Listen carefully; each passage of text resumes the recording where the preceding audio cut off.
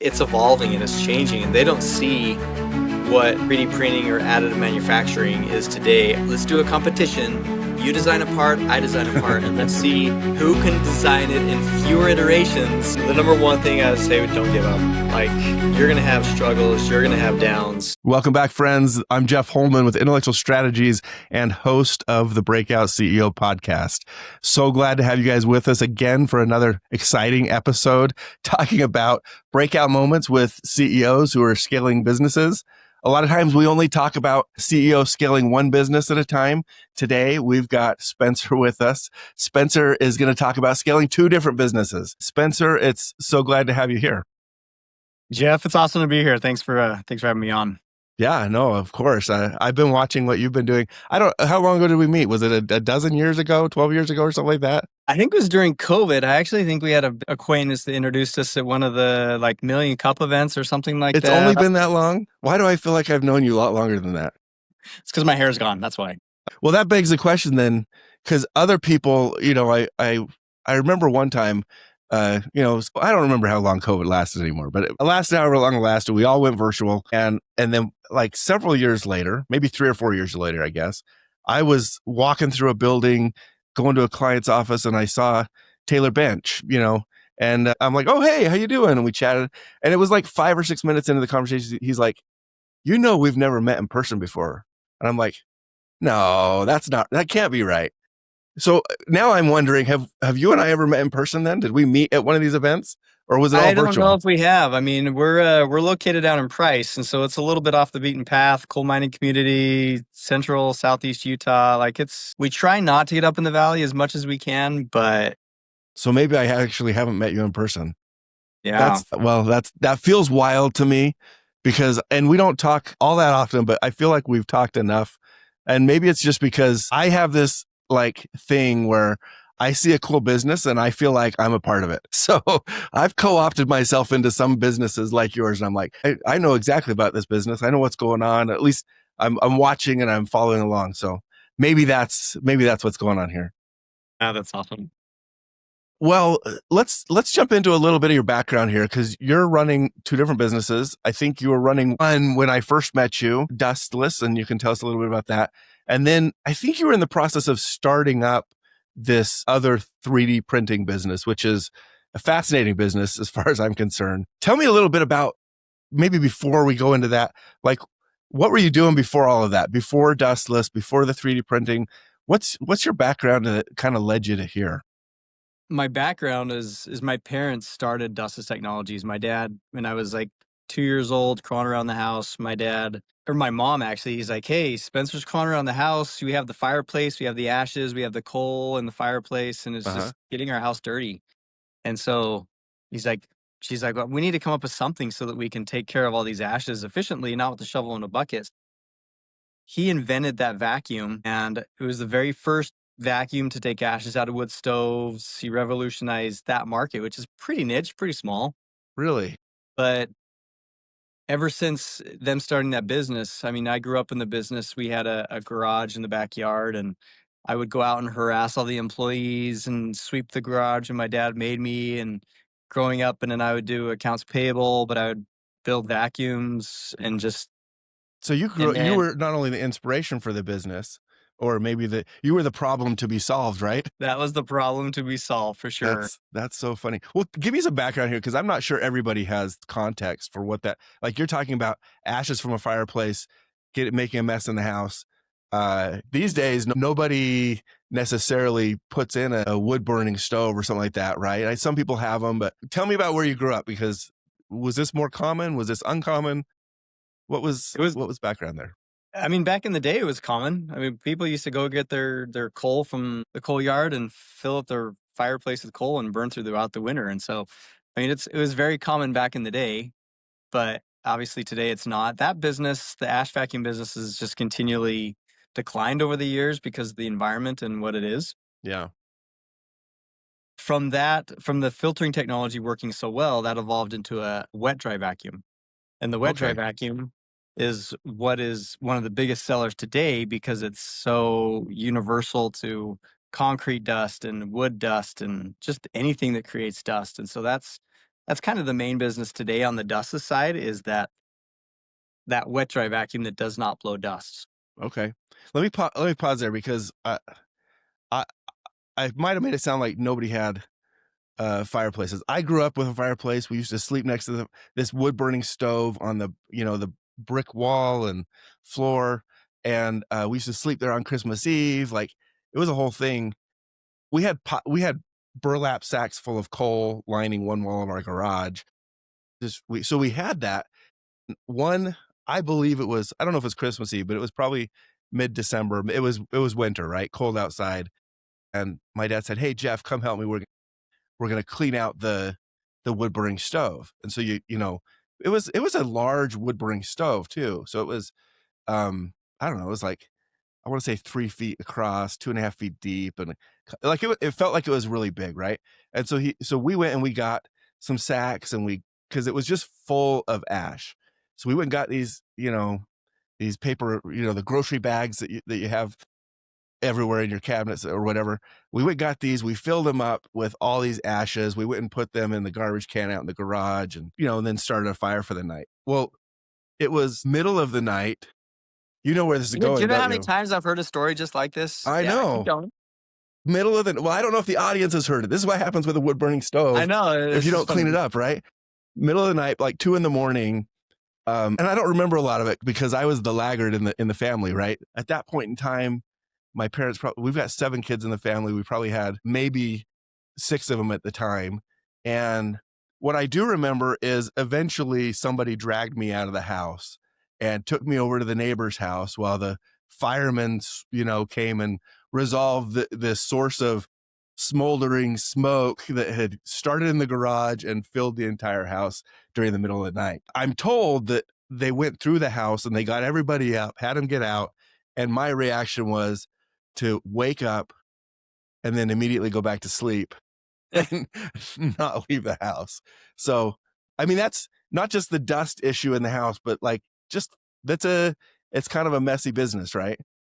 But yeah, that's what created it all. So I mean, I worked in that for many years, ended up, leaving for a couple of years and going on a mission to Paraguay and coming back and doing flight school and got my pilot's license and business Wow. degree at UVU, and then just worked in the business. And so it was fun to have that degree and it's just kind of evolved over the years. My dad ended up passing away in a plane accident. Sorry to hear that. At that time, it was, no, thank you. At that time, it was, my mom and I had this like, okay, let's pick up the pieces of what my dad really started. And then she ended up retiring and getting remarried, and it was up to me to run it.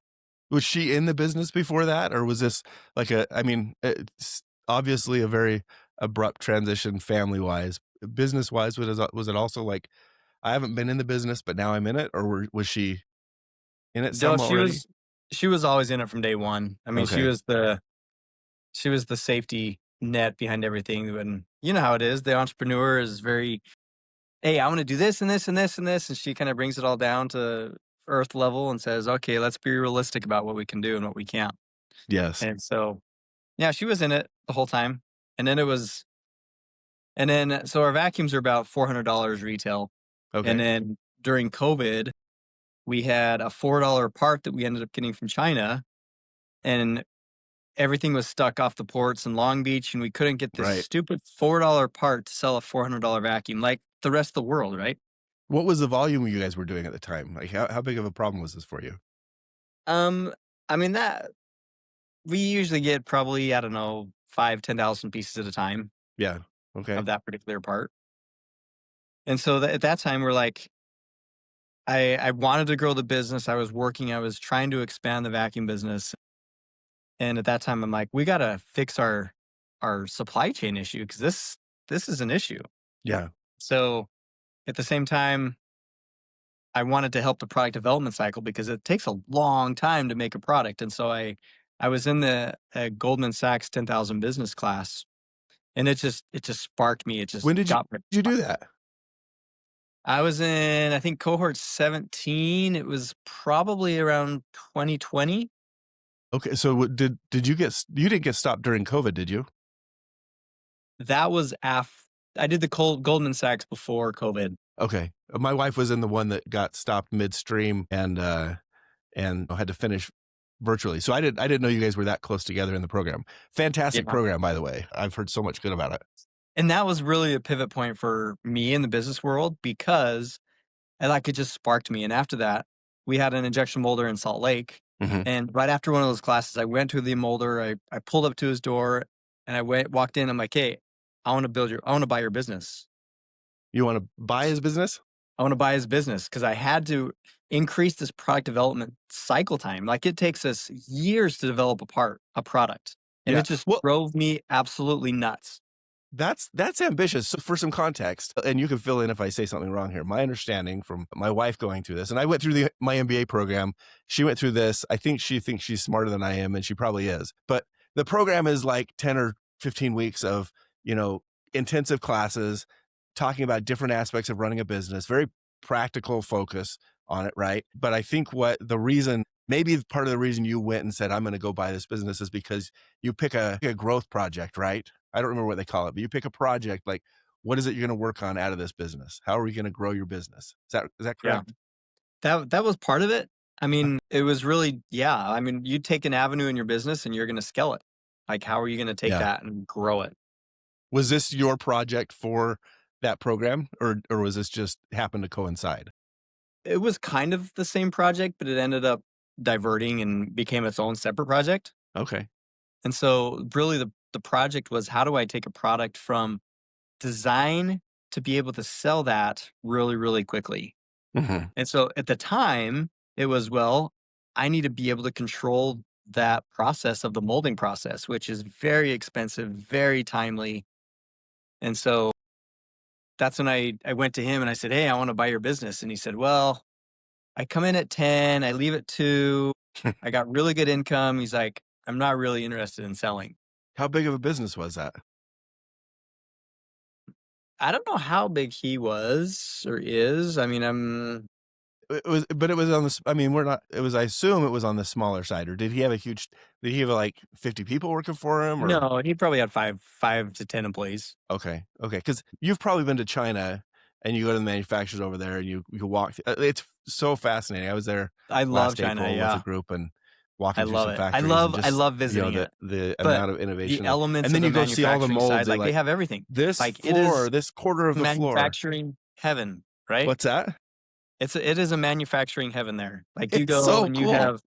you have your box manufacturer down the street and your injection molder right next door and your Yep. motor guy across the hall, and it's like everybody's gets perfect. But that's manufacturing. I'm thinking of a couple people here in Utah who do that, maybe at a little bit larger scale than what you were looking at buying. But that's an intense business to become an injection molding company. Yeah. Okay. Just a crazy opportunity. Yeah. So you went and said, I'm going to buy it. And then what happened? So then he said no. He's like, I'm not interested. And then driving home, I was just frustrated and floored. I'm just like, come on, how am I going to grow this business? And that's kind of when that aha moment hit me. I said, well, maybe injection molding isn't the future of plastics. Yeah. Like, if I can make a part really quick, really cost effectively, and get it in someone's hands, I said, that's 3D printing, but 3D printing isn't the quality and the cost isn't there yet. Yeah. So we started researching and we found some options that we could make that $4 part in-house really quickly and cost effectively, and we could skip China. And we're Just like, this is awesome. Altogether. So, because I remember I actually bought a 3D printer a long time ago. I'm not as technically inclined. I never got it up and running full steam. I eventually gave it to a nephew who uses it or used it. I don't know if he's still using it or not, but that was maybe like 2014. So we're talking, 2020, 2021, something like that, where the technology had improved a ton by that point, right? It still took us a good year of researching to find the right product for our needs, though, because we had to have 3 things. We had to have the right cost. We had to have the right quality, which the printer that you're familiar with doesn't have the right quality. And we had to have the right scalability. Like, if we have some products in Home Depot, and if Home Depot says, hey, I need 10,000 pieces, it can't take 10 years to make 10,000 pieces. You can't wait for 4 hours for every piece. Yeah. And so we found a solution that worked. We started making this part. And then right after that, COVID hit. And we had other companies come to us as well. And they're like, hey, I have phone cases that are stuck in China. Can you print phone cases? We're like, we think so. Yeah. So we started making phone cases, and then we had a crop duster company that makes nozzles for crop duster planes. They came to us and they said, "Hey, can you make these nozzles?" And we're like, "Yeah." So we incorporated Merit 3D as its own separate entity. Uh-huh. And from there, that company mass produces parts for companies that want to skip China, want to skip injection molding, and just go straight to a 3D part, Is 3D this solution. like a US pride manufacturing type of movement, or is it more like this is just a good option because it's local and it's faster to do? Or what's the drive for other people to come to you? Are they critical parts? Like, hey, we got to have like super fast access to more parts when we need them. Like, what is the drive for other companies? I can totally see where if you've got your own company and you're just kind of solving your own frustration, you have total control over, that part of the process, and that just solves a problem. If it's cost effective, you've just internalized it for yourself. But when Yeah. other people start coming to you, that's a different ballgame, right? Yeah. Well, it's because we have the skill. Like we've set up the scalability. And I mean, to answer your question on why people come, US made, people want US. Now, whether or not they want to pay for it, that is one of the biggest issues today is just most stuff in the US costs more because of what it is. But turnaround time, we can get a design to product for thousands of pieces within weeks. Like it's a total game changer there. Design iterations, you can get thousands of parts in customers' hands. And once the customer says, "Hey, this little diameter needs to be 10 millimeters up to 12 millimeters," like you can just digitally change it and you're on your way. You just print it again and go. Like the agility is a huge aspect on 3D printing.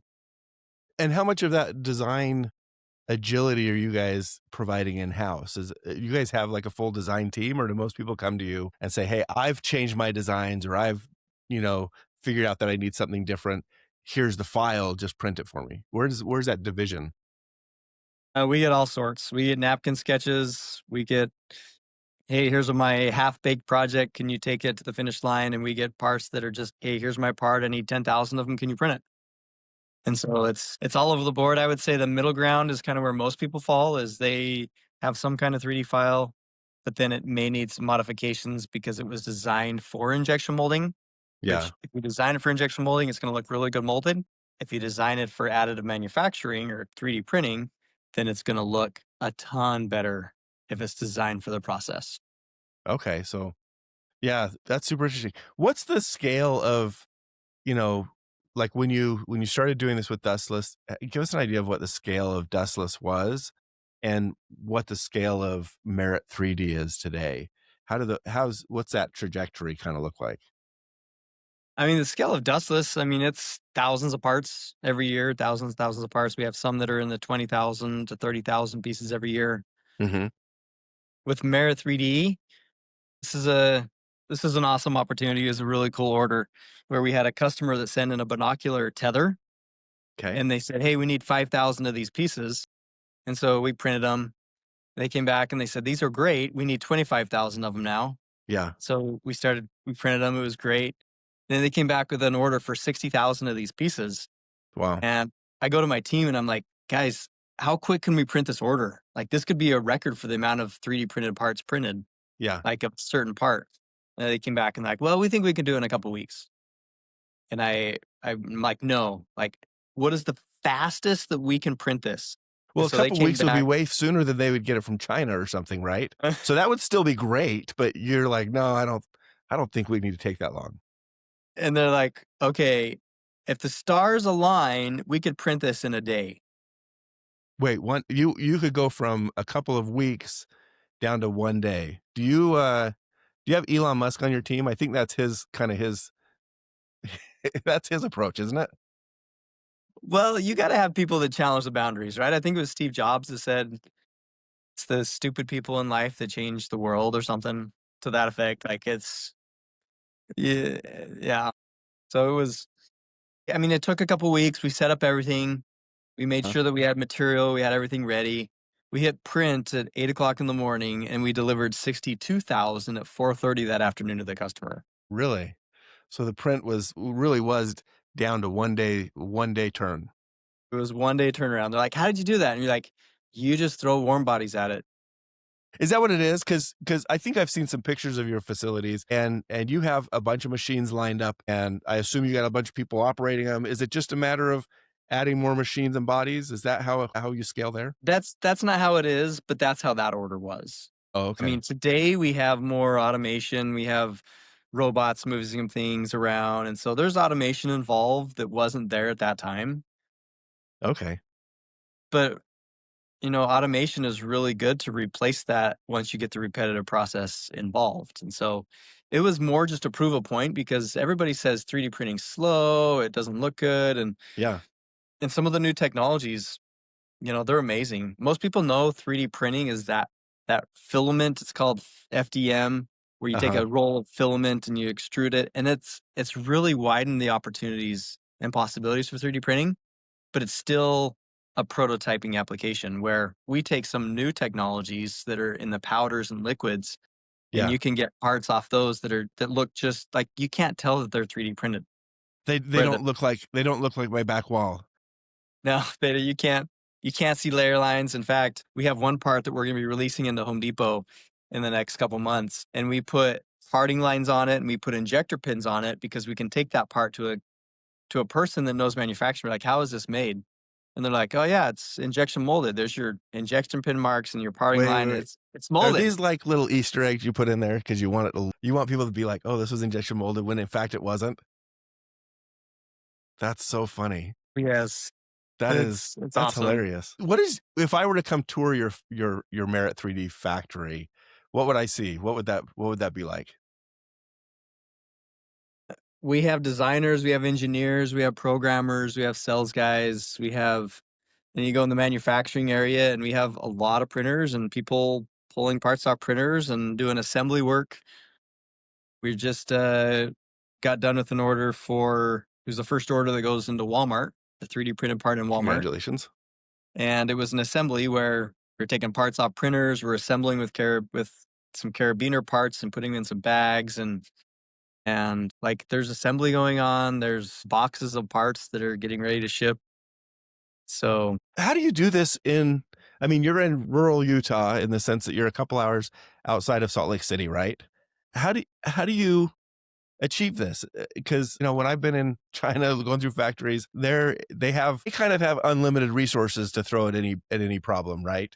In terms of people and maybe state funding and just stuff like that. How do you do it in your community? it definitely has its challenges, but it also has its advantages. I mean, once you get a good employee Uh-huh. and take care of them, like they're going to stay. But trying to find those good employees many times with the skills that are needed. I mean, we need design skills, we need printing skills. Sometimes we get them from the college, the university here, USU Eastern. Other times, we've brought them in from out of the area of people that have wanted to move back to the area. And like the co-founder, Blake Merrill, he was living down in Arizona when we started Merit 3D. And I said, hey, I want to start this business. And he over operations of a truss plant. Like he ran the truss plant. And so he was very good at building the operation side. And so This like gave him it's a chance to come back. Is he from there originally then? Is that yeah. Yep, so he's he's from able to Emery come back County, home? which is a little further south. But we have some really good people, and a lot of them are staying because the potential that we have and the growth that we've seen as more people adopt and as 3D printing gets out there more and more. I mean, the 3D printer that you used a few years ago, like the times have changed dramatically. I have when you go on trips, I'll take a little 3D printer with me and I'll print spare parts for the RV and like What? it's very, very seamless now to where it's a lot easier than what it was a few years ago. Okay, I have to ask, like, what parts have you printed for your RV, like on-demand RV maintenance? What parts do you print for that? I've printed little sewer drainers. I printed door handles. Last year, we were on a trip and I went and my cousin broke her door handle. And I went to my son and I said, okay, let's do a competition. You design a part, I design a part, and let's see who can design it in fewer iterations and get the best part. Really? And So who won? his looked cooler, but mine functioned. Got it.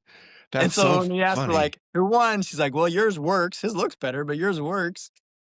So Now, what were the criteria to win? I guess you had to just set that up first too, right? yeah. He's like, well, Dad, yours looks like crap. I'm like, it does, but it works. Here's another lesson for you. So, But I mean, some of the printers, when people ask Christmas presents, I'm like, get a bamboo printer. Like it's a bamboo mini, A1 mini is $200.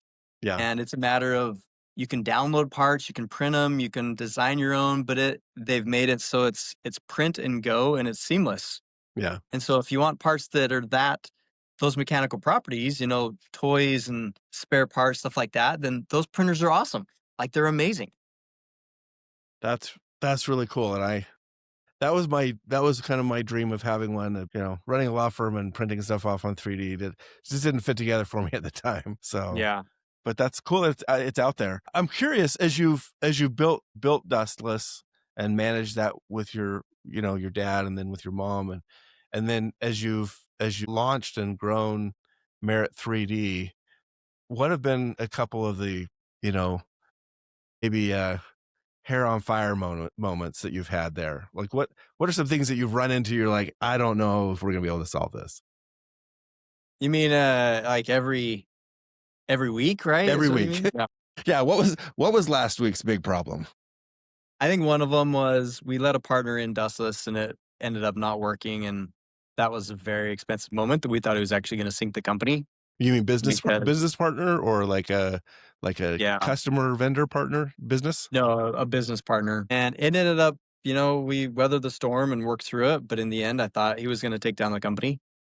What was the reason to bring a partner in the first place? Was it capital or just manpower? No, Kind of spreading there wasn't even any capital involved. It was just more just trying to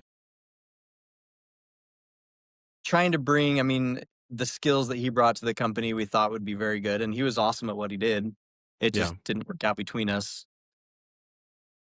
But then when we tried to exit, then the valuation, almost just sunk the company, what we would have had to pay him to leave. And it was scary. Yeah, I know. I can imagine. I don't want to dive into too many details there because I'm sure some of it's touchy and sensitive. I talked with a client last week they're like, yeah, we're going to bring these people into the business. And I said, okay, you guys figured out the tax consequences of giving them the equity because you've got an ongoing business that's got value. When you give them equity, that's like compensation, right? And he's like, well, I hadn't thought of that, right? And so what you've just described is the reverse of that. When you have partners and depending on how they earn their equity, a lot of times they get it up front or you have it vest over time or milestones. But when they have the equity and then you're like, okay, for whatever reason, we gotta figure out how to split this equity or we got to separate and go our own ways. There's huge implications to that.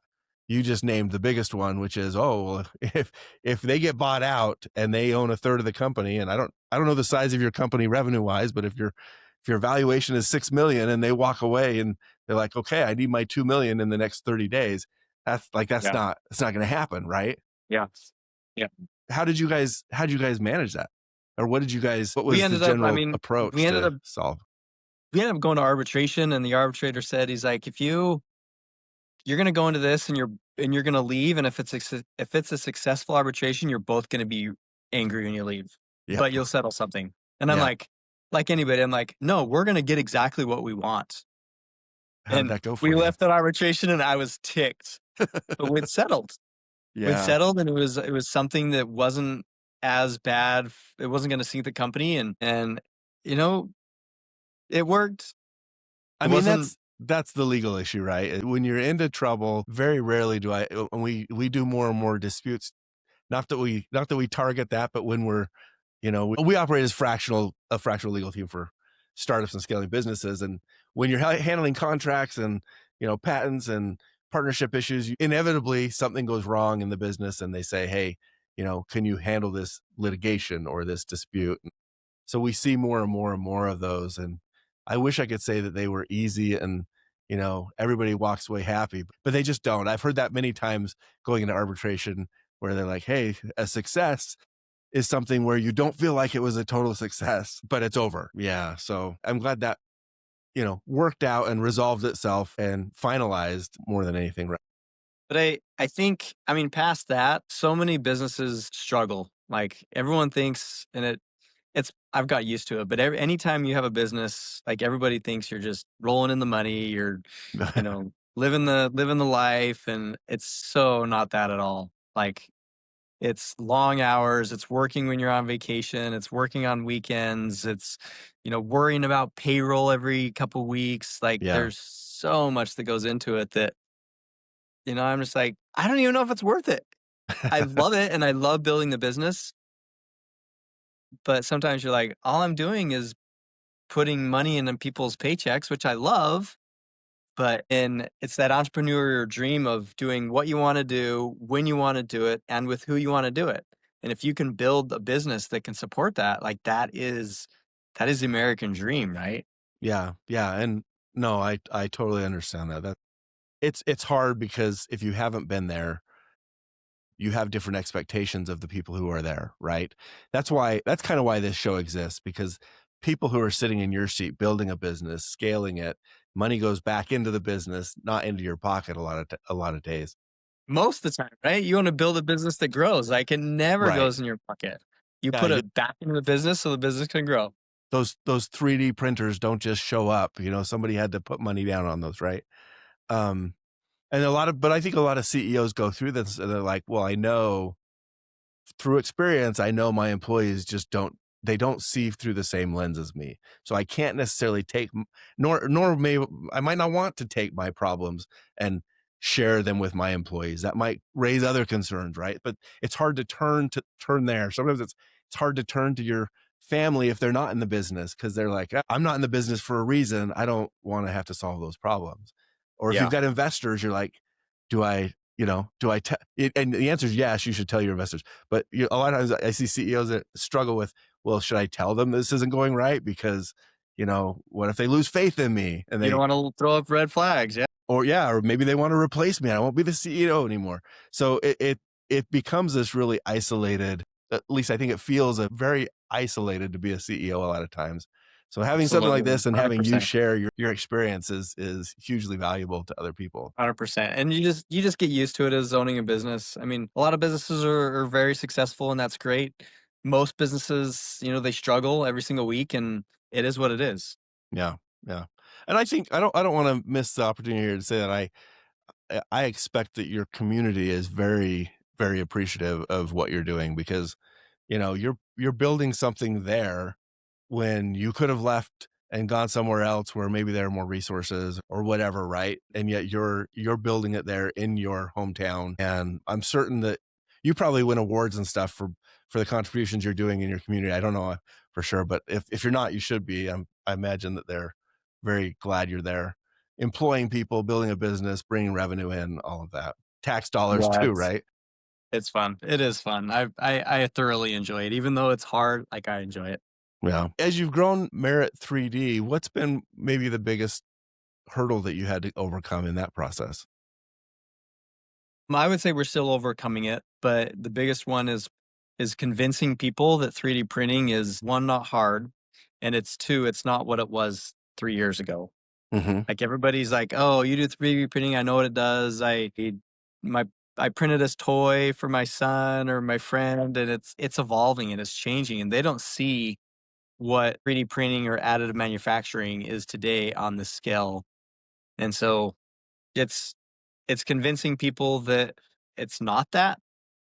I would say the other hurdle is just the pricing is for us because we're competing a lot with China Yeah. and we're competing with injection molding parts. And so the price of the material that we get, the raw goods, are still much higher than they are from a commodity good of like an ABS or a polypropylene. And it's coming down. I talked to a guy who said plan on June of 2026 and material prices are going to be half what they are today. Hmm. And so it continues to come down, but the prices are still higher than what I want them to be so that we can get the more of the bigger million piece orders at a time. Yeah. So how do you and your team deal with that? Cause it sounds to me like what that translates into is you have to find a very specific target customer who, fits your criteria for 3D printing, both price point, turnaround times, design accessibility, all of that stuff at the same time. How do you guys go about finding the right customers? There's a lot of, there's some applications that the aerospace and defense industry is really big on 3D, but it's more certification. It's not commodity goods and consumer goods like what we're into as much. And so just talking to customers and say, hey, do you do injection molds? Do you have an application that we could quote and we could look at and see if it works? Is a lot of it waiting for the right time to come by because they get stuck in a what you experienced, a logistics headache, and they're like, you know what? How do we solve this? We're never going to get these in time. And someone says, wait a second, what about that Sometimes Spencer it guy? is. Just last week, we've been talking to a customer for the last 4 months, and then something happened on their side. We don't know what it is, but all of a sudden they're like, hey, we need 3,000 parts and we need them Tuesday. And we're Yeah. like, okay. You're like, 3,000? That's it? We can do 62,000 before 4:30. Yeah. And so I think it was like a Friday we printed, and Tuesday we deliver their 3,000 parts, and like it's awesome. That's so cool. It's cool to be able to have that solution. And how do you turn those people into a recurring customer? Or do they often come back, or do they wait for the next crisis? What does that look like? Most of the time they come back, but obviously you have some. We don't target the customers that is just like a one-off order. Like we target those that need continual production throughout their process, and so that's what it is. Yeah. Well, this is fascinating. This is maybe not quite as good as if I was there talking in person and doing a factory tour with you, but it's fascinating to hear about how you're running these businesses and growing them. If you were to take your experience so far, starting, I guess, from age 2 where you were making the messes and being the problem to, sweeping the floors to helping run the businesses, starting your own business, like just thinking about your journey, what are maybe 1 or 2 or 3 pieces of advice that you would give to other people who might be a few steps behind you on this same path? The number one thing I would say, don't give up. Like, you're going to have struggles, you're going to have downs. You'll get some ups there, but it's the people that give up that you never hear about again. It's hard, but don't give up. When you think you can do something that everyone says you're going to fail at and you're actually succeed at it, like that is cool. That's cool. Yeah. Well, do you sleep under your desk? Because that's one of the criteria, right? That is. And that's the pitfall of cell phones is now you can you can work in your bed and wherever you want. And it never leaves you, sadly enough. I have one more question for you though, and it's totally off topic. What's your top favorite trail and why? I love, there's a trail down in Richfield, which I'm trying to get Price Carbon County to get a trail like this, but there's a trail called Spinal Tap, which it's just a straight downhill trail. Like it's, I don't know, 15, you shuttle 20 it, right? miles. So you get a shuttle drop off up top usually. And I've not ridden that one, but I've heard about it many times.